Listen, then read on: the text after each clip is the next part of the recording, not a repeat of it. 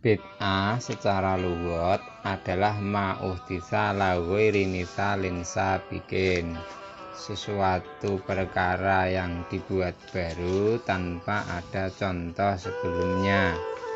Sedangkan bid'ah secara syar'an adalah al-muhdatsul ladzi lam yanussu alaihil Qur'an walal hadisu, sesuatu hal yang baru yang tidak dijelaskan oleh Al-Quran ataupun hadis.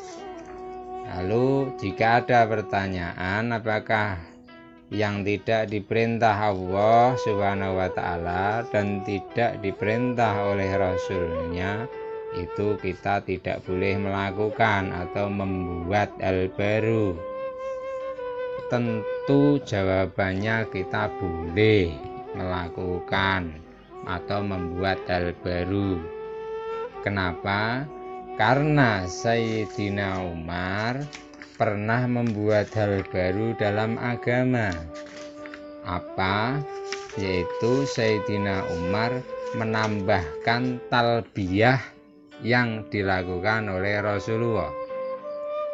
Talbiyah Rasulullah Shallallahu Alaihi Wasallam sebagaimana diriwayatkan dalam Sahih Muslim pada Kitabul Haji pada babu talbiyah, itu adalah labbaik Allahumma labbaik labbaik la syarika lak labbaik innal hamda wan ni'mata lak wal mulka la syarika lak.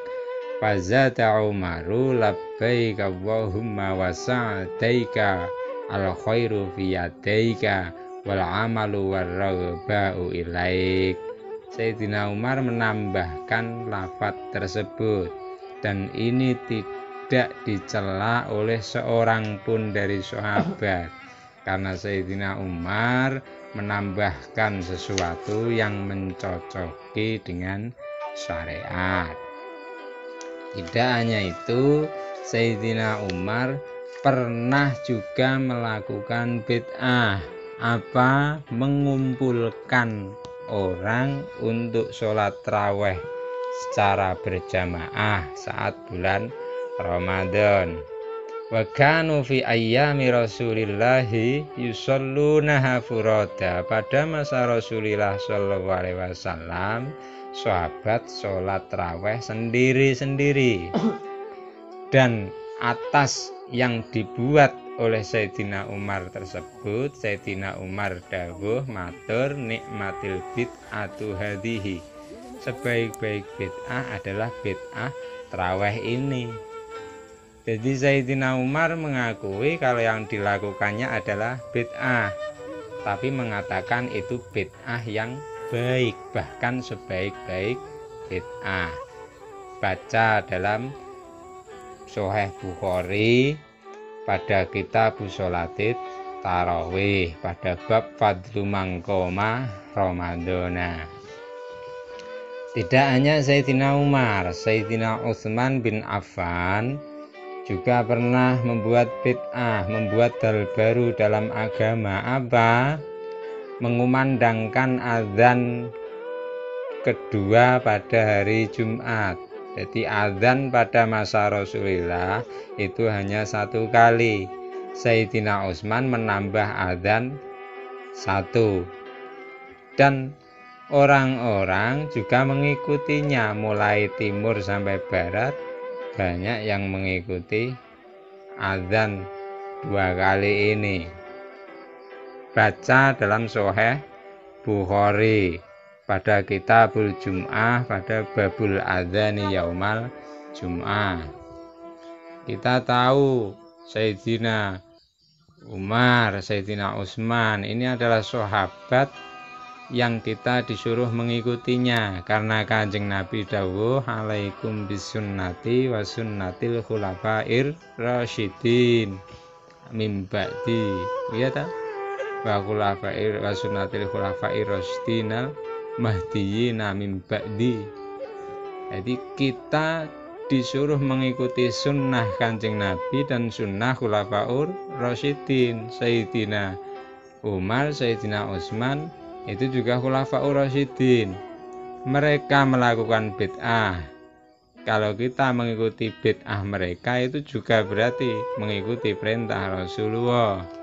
Dan kita tahu Sayyidina Umar, Sayyidina Utsman itu sahabat al-mubasysyaroni bil jannah. Keduanya itu diberi kabar gembira masuk surga.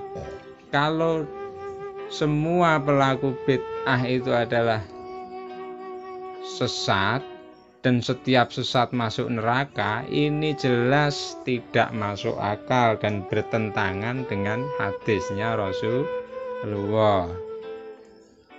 Tidak hanya beliau, ada lagi diriwayatkan dari Sahih Bukhari dari Abi Hurairah annahu qol fakana Khubaibun awwala man sanna rak'ataini indal qatli. Jadi sahabat Khubaib itu ketika akan melakukan perang itu melakukan sholat sunnah 2 rakaat. Abu Hurairah dawuh bahwa beliau adalah orang pertama yang membuat bid'ah atau membuat tindak sholat 2 rakaat ketika hendak perang. Oleh karena itu bisa disimpulkan bahwa tidak semua yang tidak diperintah Allah atau Rasulnya itu kita tidak boleh melakukan. Melihat para sahabat tersebut melakukan, berarti ketika yang kita buat hal baru tersebut itu mencocoki syariat, tidak masalah. Termasuk contoh hal baru yang tidak dilakukan oleh Rasulullah itu adalah yang dilakukan Yahya ibnu Ya'mar. Yahya bin Ya'mar itu memberi titik pada mushaf. Yahya tersebut adalah tabi'in, sahabat yang menulis wahyu yang dibacakan oleh Rasulullah Shallallahu Alaihi Wasallam. Mereka menulis ba, ta itu tidak ada titiknya. Yang memberi titik mulai awal ada titiknya itu pada masa tabi'in. Yang pertama memberinya adalah Yahya bin Ya'mar. Itu. Kemudian termasuk yang bid'ah yang baik yang mencocoki dengan syariat itu adalah melakukan maulid Nabi. Yang mana maulid Nabi memperingati hari kelahiran Nabi Muhammad Shallallahu Alaihi Wasallam. Itu yang membuat hal baru tersebut adalah Malik Muzaffar pada awal tahun 600 Hijriah. Beliau adalah raja yang alim, takwa dan pemberani. Bahkan para ulama Sufiyah itu mereka melakukannya, termasuk diantaranya adalah Al-Hafidz Ibnu Hajar Al-Asqalani. Murid beliau juga melakukan Al-Hafidz As-Sakhawi. Demikian juga Al-Hafidz As-Suyuti. Bahkan Imam Suyuti mengarang risalah yang bernama Husnul Maqsidi fi Amalil Maulid. Itu adalah bid'ah. Tapi para ulama, para sahabat, bahkan sahabat yang sudah dijamin masuk surga itu melakukannya. Lantas kenapa mereka kok melakukan? Itu karena mereka paham bahwa bid'ah itu ada yang dolalah, ada yang hasanah. Lantas bagaimana dengan hadis wa kullu muhdatsatin bid'atun wa kullu bid'atin dolalatun?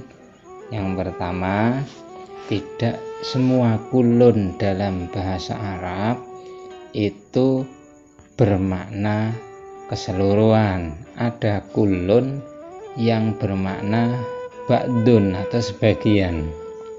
Contohnya saja Allah Subhanahu wa taala dawuh waja'alna minal ma'i kulla syai'in hayyin afala yu'minun.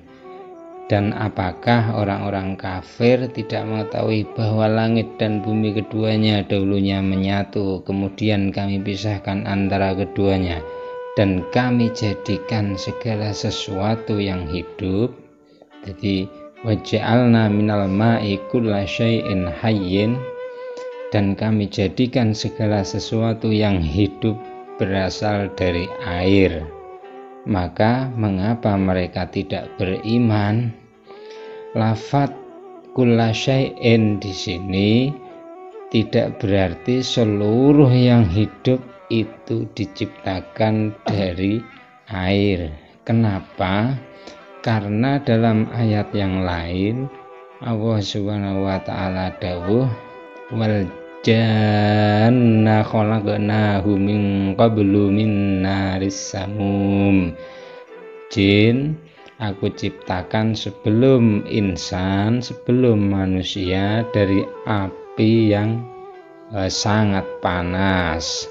Jadi kalau kulun ini diartikan seluruh, kalau kulun itu pasti maknanya seluruh, tentu akan bertentangan dengan ayat yang menyatakan bahwa jin itu diciptakan dari api.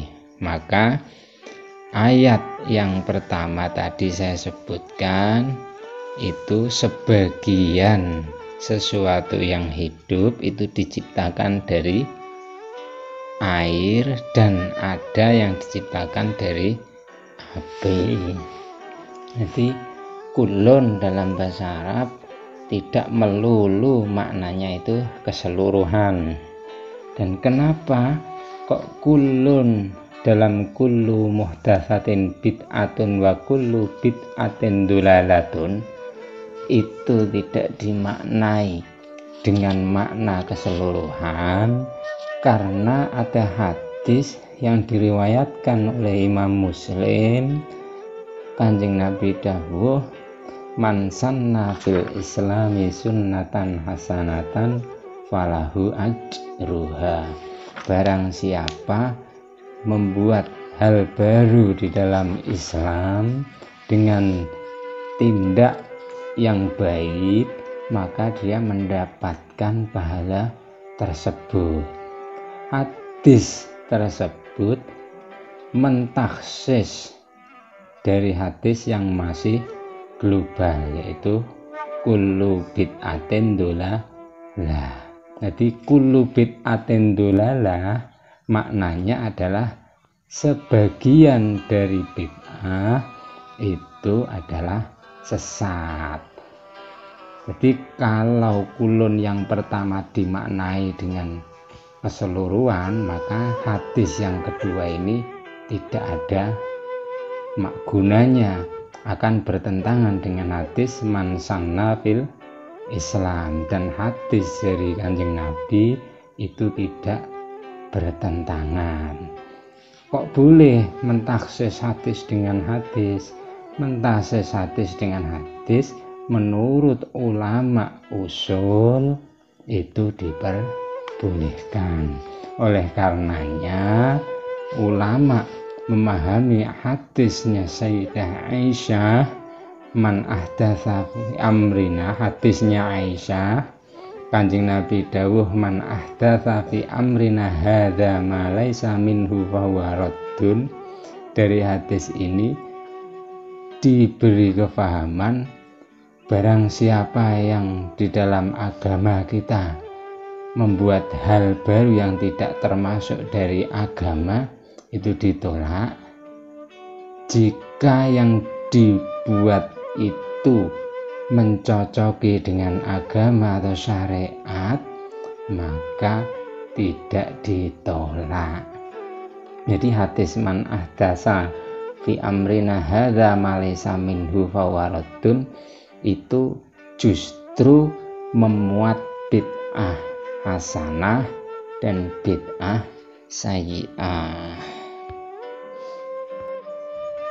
Oleh karenanya ulama salaf diantaranya adalah Imam Asy-Syafi'i radhiyallahu an juga membagi bid'ah ke dua hal.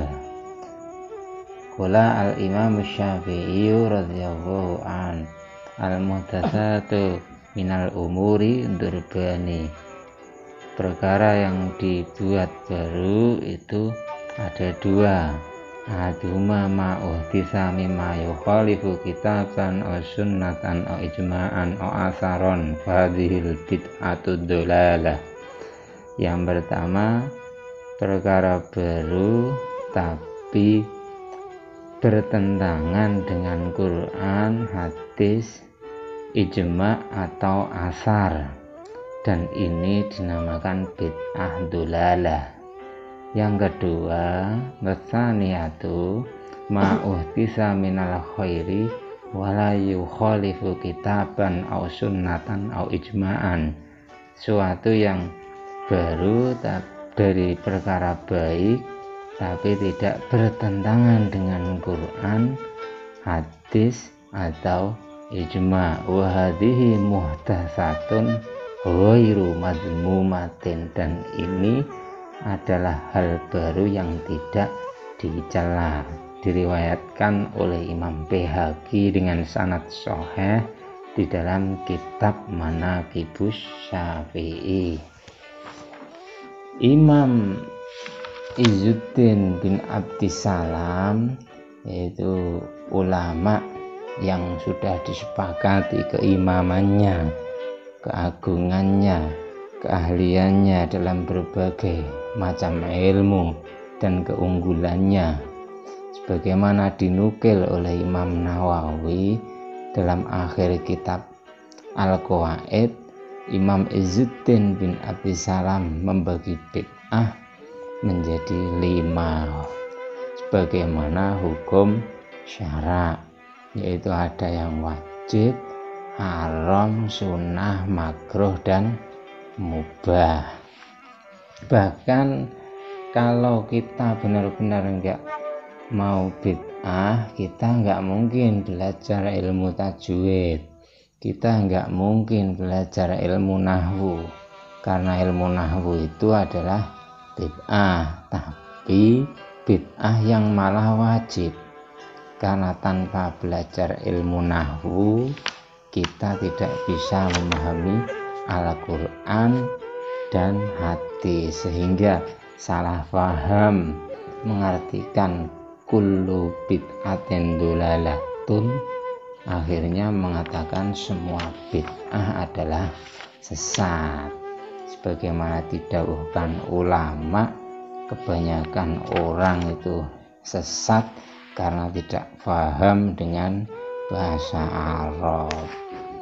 Sebagaimana contoh yang sesat yaitu bid'ahnya orang Khawarij, atau disebutkan dalam tafsir As-Sawi, yang dimaksud dengan Khawarij itu sekarang adalah Wahabi.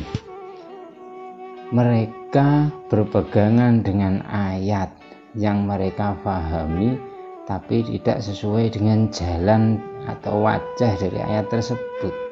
Mereka mengira bahwa yang mereka lakukan itu sesuai dengan Al-Quran, tapi tidak tahu bahwa Quran itu mempunyai beberapa wajah, sebagaimana didhawuhkan oleh Sayyidina Umar radhiyallahu an, baca di dalam Sahih Bukhari pada kitab Bustitabatil Murtadin babu qatlil khawarij dan seterusnya. Lihat di sana, Sayyidina Umar dawuh, taktil kalimatul wahidatu lima nayaini wali aksara min haitsul lugatul Arab.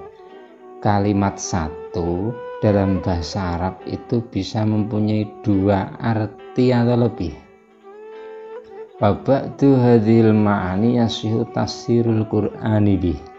Sebagian dari makna-makna tersebut boleh sah untuk menafsirkan Al-Quran dengannya.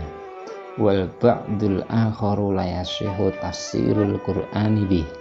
Sebagian yang lain, makna yang lain tidak sah digunakan untuk menafsiri Al-Qur'an.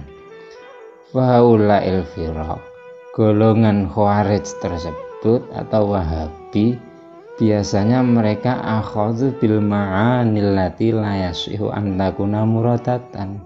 Mereka menggunakan makna yang tidak dikehendaki, tidak sah untuk dikehendaki, menggunakan makna yang tidak diridhoi oleh Allah dan Rasul-Nya, sehingga ketika membaca ayat innallaha 'alal 'arsy istawa, mereka mengatakan bahwa istawa itu maknanya istiqrar, sehingga mereka berkepahaman bahwa Allah itu berada di atas arsy atau berada di atas langit. Kalau orang yang ahli dalam bahasa Arab sebagaimana Imam As-Suyuti, sebagaimana imam-imam yang lain, memilih makna yang mencocoki dengan Al-Quran tersebut, sebagaimana dalam tafsir Jalalain innallaha 'alal 'arsy istawa istaula. Jadi istawa ada yang bermakna istaqarra, ada yang bermakna istaula. Ahlussunnah wal jamaah lebih memilih makna yang istaula karena tidak bertentangan dengan ayat muhkamat laisa kamitslihi syai'. Jadi itu. Nah, bid'ah Khawarij atau bid'ahnya orang Wahabi dalam keyakinan inilah yang masuk dalam hadis kullu bid'atin dolalatun wa kullu dolalatin finnar. Jadi orang yang berkoar-koar bahwa semua bid'ah itu sesat, setiap sesat itu di neraka, sebenarnya mereka sendirilah yang sesat. Maka semoga Allah memberikan petunjuk kepada mereka supaya mereka bisa kembali ke jalan yang benar.